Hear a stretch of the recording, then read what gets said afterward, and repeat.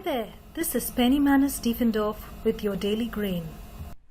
Following on from yesterday's Daily Grain, I would say that your biggest responsibility to yourself is to establish sufficiency at all levels for yourself.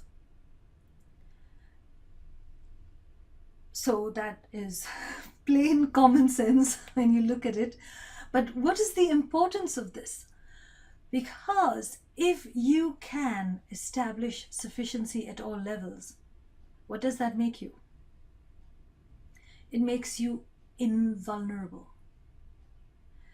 Because you hold your whole well-being and the responsibility for your own well-being in your own hands, and you hold it consciously and competently. So this is really first principles. Find your sufficiency point and get to it. And when you don't need further input for your life, of course it makes you invulnerable, so you can stand strong and you can stand steady. But it is also very liberating. You are not striving for something, you're not struggling towards something because you have achieved it all.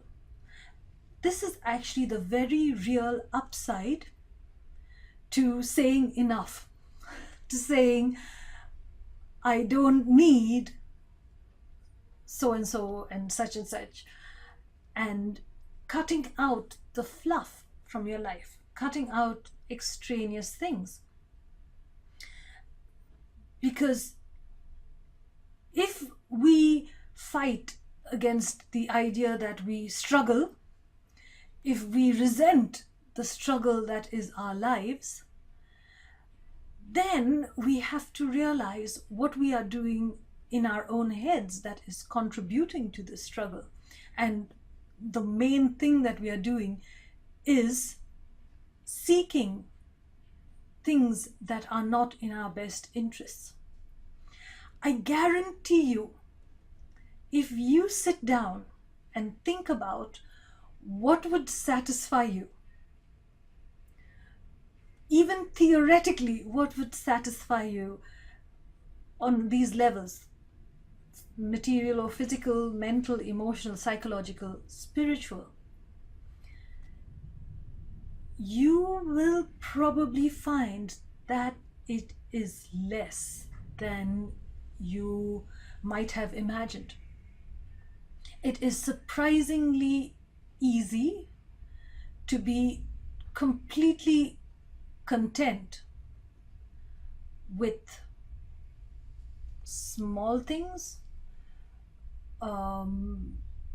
smaller outlays of finance, smaller group of friends, smaller triggers that give us stress in in daily life.